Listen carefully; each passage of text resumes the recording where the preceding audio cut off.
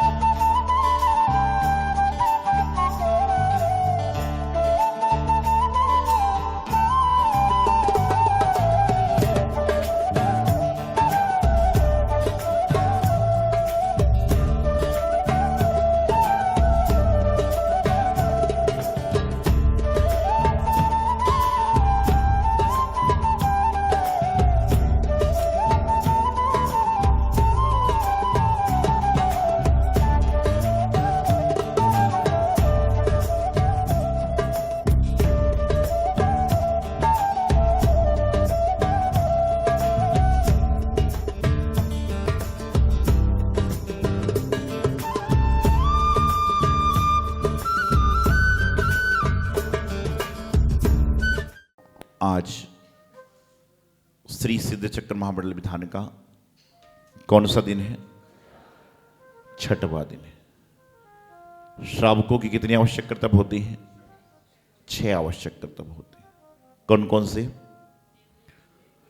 देव पूजा, गुरु उपासना, स्वाध्याय, संयम, तप और दान। इनमें से ऐसा कोई व्यक्ति है जो 6 आवश्यक कर्तव्य को डेली करता हो? अच्छा, वाह, बड़ा पुण्य आपका। महाराज जी को रोजा हार देते हो क्या? भावना से देते, लेकिन भोजन भावना से नहीं करते हो। क्या है? देव पूजा, गुरु उपासना। गुरु की उपासना कब होगी? जब नगर में गुरु आएंगे तो एक तो वैसे ही कम है डायरेक्ट।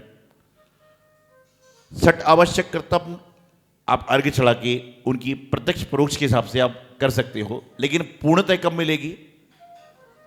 अच्छा, आप मंदिर में अर्घ्य चढ़ाते हो, सम्यक दर्शनाय नमः, सम्यक ज्ञानाय नमः, सम्यक चारित्राय नमः। ये 3 रतन होते हैं। कितने रतन होते हैं? लेकिन मंदिर में देव शास्त्र गुरु भी रतन की पूर्णता कब होती है कि देव मंदिर में है, शास्त्र मंदिर में है, लेकिन जिस दिन मंदिर में गुरु विराजमान होते हैं उस दिन आप तीनों रत्नत्रयधारी की पूजा कर सकते हो और देव शास्त्र गुरु रत्न तीन की पूजा आपकी सार्थक हो जाया करती है, गुरु उपासना का फल मिल जाता है। तो सबसे पहले क्या कहा? देव पूजा। आचार्य कुंद स्वामी महाराज से पूछा कि यदि कोई व्यक्ति 6 आवश्यक कर्तव्य का पालन नहीं कर सकता तो ऐसा क्या काम करे जिससे 6 आवश्यक कर्तव्य में से कुछ कर्तव्य का पालन हो सके और पुण्य मिल सके। तो उन्होंने आचार्य कुंद स्वामी महाराज ने रेणसार नाम के ग्रंथ में लिख दिया कि दानम पूजा मुख्यम। क्या कहा? दानम पूजा मुख्यम, की दान और पूजा मुख्य है। क्या है? दान और पूजा मुख्य है, इसके बिना ग्रस्त नहीं होता। दान करो, पूजा करो तो भी आपका काम चल जाएगा। देव पूजा, गुरु उपासना। देव पूजा आप समझते हो, भगवान की पूजन करना, अच्छे द्रव्यों से, अच्छे भावों से, अच्छी चीजों से पूजन करना। पूजन करने के लिए किस चीज की आवश्यकता होती है आपको? अष्टद्रव्य की और, भाव की और, समय की और, शुद्धता की और। भावनाओं शुद्ध एक ही है। तो किताब की आवश्यकता भी होती है, शास्त्र की आवश्यकता, जिनवाणी की आवश्यकता होती है। लेकिन मेरे भाई, जिस जिनवाणी से पूजा आप करते हो, कल उसी जिनवाणी से कोई और पूजा करेगा। आप विधान की किताबें निकालो, चावल के अंदर दाने रखे रहते हैं जिससे जिनवाणी का अभिनय होता है। जो किताब आपकी 2 साल चलने वाली है वो 2 महीने में भी खराब हो सकती है। विनय करें, जितना जितना आप जिनवाणी मां का विनय करेंगे उतना उतना आपके जीवन में क्या होगा? जितना जितना आप विनय करोगे उतना उतना आपके जीवन में क्या होगा? विनयशीलता का परिणाम होगा। विनम्र बनोगे, नम्र बनोगे। और जो व्यक्ति विनम्र बनता है, नम्र बनता है, उसके जीवन का कल्याण स्वयमेव हो ही जाता है। कभी ना कभी वह नम्रशाली बन ही जाता है। तो शास्त्र पढ़ने के लिए, देव पूजा करने के लिए किताब चाहिए ना। किताब खरीद के लाके रखना आसान है, लेकिन किताब को किताब बनाए रखना बहुत मुश्किल है। आपके बच्चे की किताब होती है, आपके घर की किताब होती है, कितनी सुंदर होती। जिनवाणी को उससे भी सुंदर बनाओ, क्योंकि घर की किताब एक बच्चा पढ़ता है, लेकिन जिनवाणी को माँ जिनवाणी की कई सारे लाल पढ़ते हैं, कई सारे बच्चे पढ़ते हैं। तो जितना जिनवाणी का विनय करोगे उतना आपका ज्ञान का क्षय उत्सव बढ़ेगा। आचार्य कहती हैं, जिनके घर में बच्चे पढ़ने वाले हों उनको कभी ना कभी गुरुओं के हाथ में जिनवाणी सौंपना चाहिए, जिनवाणी देना चाहिए। जिनके बच्चे पढ़ते हैं उनको चाहिए कि आपका बच्चा कॉन्वेंट में पढ़ रहा है जहां लाखों रुपए महीने की फीस है, लेकिन ऐसे कई सारे स्कूल होते हैं, कई सारे विद्यालय होते हैं जहां पर पैसे देने वाले मिल जाते हैं तो बच्चे पढ़ लेते हैं। तो ऐसी जगह उनके नाम से करिए। अब बच्चे के नाम से बहुत कुछ करते हो, लेकिन जो करने का वह नहीं कर पाते। कहीं पर दान करने का अवसर आता है तो पर्ची में बच्चों का नाम जरूर लिखाएं। क्यों? क्योंकि हो सकता है कि उस व्यक्ति का पुण्य उसको लग जावे। जिस तरह से आपको कहीं शादी पार्टी में जाना हो तो घर से कितने लोग जाते हैं? रेस्टोरेंट में भोजन करने जाना हो, घूमने फिरने जाना हो तो कितने लोग जाते हैं? With family. और मंदिर में आना हो तो सिंगल पर्सन। मंदिर में जाना होता है तो आदमी छांट छांट के आता है, और रेस्टोरेंट में जाना होता है तो जो 2 साल का बेबी है उसको भी लेके जाते हो। 2 साल का बेबी है उसको लेकर जाओगे, और वहां पर जाने के बाद में जितने लोग जाते हैं उतने की प्लेटें थाली लग जाया करती हैं। लगती कि नहीं लगती? लेकिन मंदिर जी में कभी देने की बात आ जाए, लड्डू चढ़ाने की बात आ जाए तो एक लड्डू में 5 आदमी, और जो चाचा ताऊ एक दूसरे से बोलते नहीं वो भी साथ में सम्मिलित हो जाते हैं, बोले परिवार एक ही है। और जब शादी का कार्ड बंटना हो तो ताऊ इसलिए नहीं आता कि मुझे तो कार्ड नहीं दिया। एक बार ऐसे ही हो गया, एक व्यक्ति की शादी थी, उसे सबको कार्ड दे दिए, 2-3 लोग शादी में नहीं आए। बोले शादी में क्यों नहीं आए? बोले कार्ड तूने मेरे नाम पे दिया था क्या? जो मैं आता, नीचे भाई के घर पर दिया था, भाई आ गया। तो बोले मुझे लगा आप लोग तो एक है। अरे बोले कैसे एक है, रसोई अलग है, रहना अलग है, सब कुछ अलग, तो एक कैसे हैं? नहीं बोले वो जो महाराज जी का चौमासा चल रहा था ना, तो कलश लेने की बात आई थी, तो आपने कहा हम तीनों भाई तो एक ही हैं, इसलिए एक कलश लिया था, तो हम सोचे कि कार्ड भी एक ही देना चाहिए, तो बुरा मान जाओगे आप। जब दान की बात बोली तो आप बुरा मान गए थे, तो कार्ड देते समय भी लगा कि बुरा ना मान जाओ कहीं। मतलब देने में एक और लेने में अनेक, कैसे होगा? देव पूजा, भगवान की पूजा कई तरह से की जाती है। शास्त्रों में वर्णन है कि व्यक्ति को दिन में कितने बार मंदिर जाना चाहिए? 3 बार। कितने बार? 3 बार मंदिर जाए तो 3 बार कुछ ना कुछ लेकर जाए। तो प्रभात में जब जाए तो क्या लेकर जाए? अष्टद्रव्य लेकर जाए। मध्याह्न में जाए तो लौंग पुष्प आदि लेकर जाए, और संध्या में जाए तो दीपक लेकर जाए। कौन सा दीपक?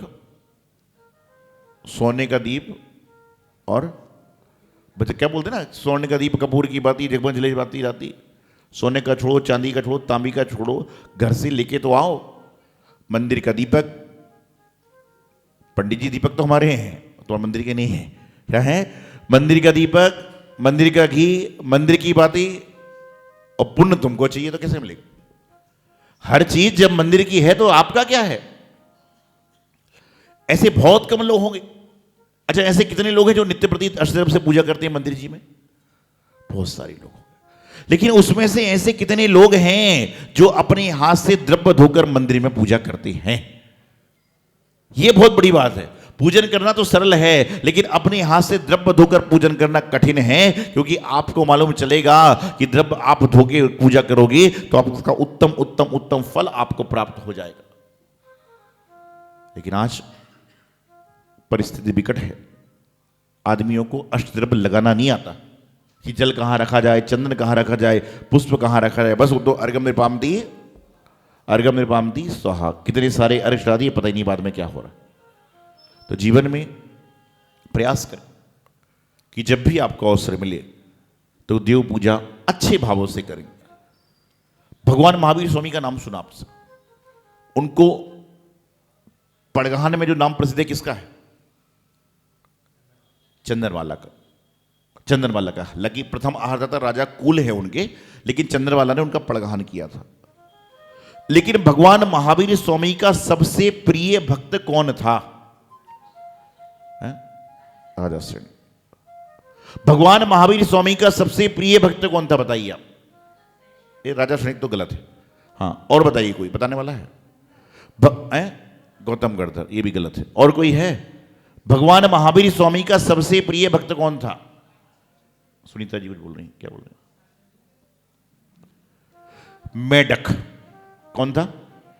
मेढक। मेढक क्यों प्रिय था? श्रेणी के राजा के पास तो बहुत कुछ था, चंदनवाला के पास भी कुछ था, गणधर के पास भी कुछ था, लेकिन मेढक के पास कुछ भी नहीं था।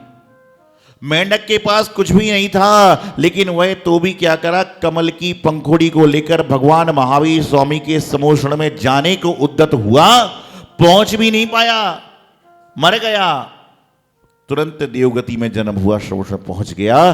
तो जिसके पास बहुत कुछ है, सागर में से एक लोटा निकालोगे कोई फर्क नहीं पड़ता, लेकिन एक बूंद में से आधी बूंद निकालोगे तो बहुत फर्क पड़ जाता है। तो मेढक इसलिए प्रिय था, कुछ भी नहीं था, लेकिन खाली हाथ नहीं जाना। प्रिय तो वही होगा ना, बहुत कुछ है वो क्या प्रिय है? वो तो कुछ नहीं करना है, आपको नहीं, यहां नहीं देगा, कहीं और देगा। लेकिन जिसके पास कुछ नहीं है, वह देने के अभाव रखाता है, वह सबके लिए लोकप्रिय हो जाता है। तो कौन था प्रिय भक्त? पक्का हो गया ना, समझ गया ना क्यों प्रिय था? राजा श्री भी प्रिय होगा, गौतम गणधर प्रिय, भगवान के लिए तो सारे प्रिय होते हैं, लेकिन विशेष प्रिय कौन हुआ? मेढक। ध्यान रखिएगा।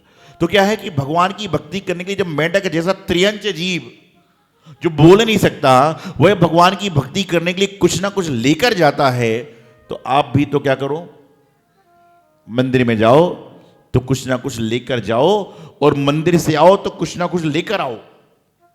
क्या कहा मैंने? मंदिर से में आओ तो कुछ ना कुछ लेकर आओ, और मंदिर से जाओ तो कुछ ना कुछ। अब आप बोलोगे महाराज जी ये क्या बात कर रहे हो आप? जब मैं बचपन में था ना, छोटा, तो मेरी माँ मुझसे कहती थी कि बोले मंदिर जाना, वहां से कुछ लेके मत आना, आपसे भी कहा होगा, लेकिन मैं कह रहा हूं कि लेके जाओ। क्या लेके जाना? मंदिर में आना तो लेकर जाना, तो लेकर आना तो डिब्बा पूरा खाली छोड़ देना, नहीं तो ऐसा नहीं कल से द्रव्य सामग्री आधी चली जाओ।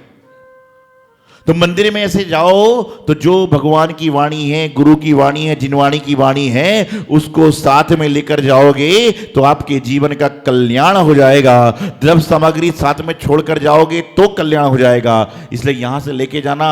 और हम तो कहते हैं भगवान से लेकर ही जाना चाहिए, यहां पर मांगने ही आना चाहिए। लेकिन क्या मांगने आना चाहिए? वह जो कुछ देर का सुख है कि वह जो हमेशा हमेशा का सुख है? महाराज के सामने तो यही बोलना पड़ेगा। आपको बताना चाहता हूं, एक महिला दादी अंधी थी, आंख से अंधी थी, दिखता नहीं था। उसको मालूम चला कि पारसनाथ भगवान की भक्ति करने से संकट कट जाते हैं। वह भगवान के मंदिर में गई और कहने लगी, भगवान मेरी 3 समस्याएं हैं। कितनी समस्याएं हैं? 3 समस्याएं हैं। भगवान बोले, बोलो क्या समस्या है? बोले, मैं आंख से अंधी हूं, गरीब हूं, मेरे बच्चे की शादी को 10 साल हो गए, कोई संतान नहीं है। भगवान ने आशीर्वाद दे दिया। क्या कहा? आशीर्वाद दे दिया। तो उसने कहा, मतलब मैं पक्का समझ लूं? बोले, भगवान जी बोले, पक्का तो है, लेकिन मैं एक वरदान दे सकता हूं। अब सोचो, आपको 3 में से एक चॉइस है। आपकी आंख चाहिए कि सोना चांदी चाहिए कि पोता चाहिए? क्या मांगोगे आप लोग बताइए? आंख मांगेंगे, बिल्कुल सही। वो बोले, आंख से क्या करना है, बुढ़ा तो हो ही गया, पोता मांग लूंगी। तो उस दादी जी ने कहा, बोले भगवान जी मैं एक वरदान मांगूंगी। क्या मांगूंगी? एक ही वरदान मांगूंगी, आप दोगे? बोले, दूंगा। बोले, मैं वरदान मांगती हूं कि मैं अपनी आंखों से अपने पोते को सोने चांदी के बर्तन में खाते हुए देखूं। मैं अपनी आंखों से अपने पोते को सोने चांदी के बर्तन में खाते देखूं। भगवान बोले, तथास्तु। और भगवान कह रहे, बोले, पंचम काल में मायाचारी बहुत बढ़ गई है। वरदान तो एक ही था ना? वरदान तो एक ही था कि मैं अपनी आंखों से पोते को सोने चांदी के बर्तन में खाते देखूं। तो सोने चांदी का बर्तन मतलब धनी हो गया, पोता भी आ गया और आंख भी आ गई। सोचिए, ऐसे लोग हैं संसार में। और हम तो कहते हैं मांगो, भगवान से मांगिए, भगवान से कहिए कि भगवान जो आप हमें दे दो वह ऐसी चीज देना कि उस चीज को हमें दोबारा ना मांगना पड़े। इस कार्यक्रम के प्रसारण सहयोगी थे श्री दिगंबर जैन बड़ा मंदिर, B73B, सेक्टर 27, नोएडा, उत्तर प्रदेश। संरक्षक श्री महावीर जैन, संरक्षक डॉक्टर SP जैन, संरक्षक श्री राकेश जैन, अध्यक्ष श्री पवन कुमार जैन, उपाध्यक्ष श्री निर्मल कुमार जैन, सचिव श्री अजय जैन, कोषाध्यक्ष श्री सुभाष चंद्र जैन, महासचिव श्री चंद्र प्रकाश जैन, प्रबंधक श्री सुबोध कुमार जैन, सदस्य श्री संदीप जैन, सदस्य श्री प्रमोद जैन, सदस्य श्री दिनेश जैन, सदस्य श्री राजीव जैन, सदस्य श्री MP जैन।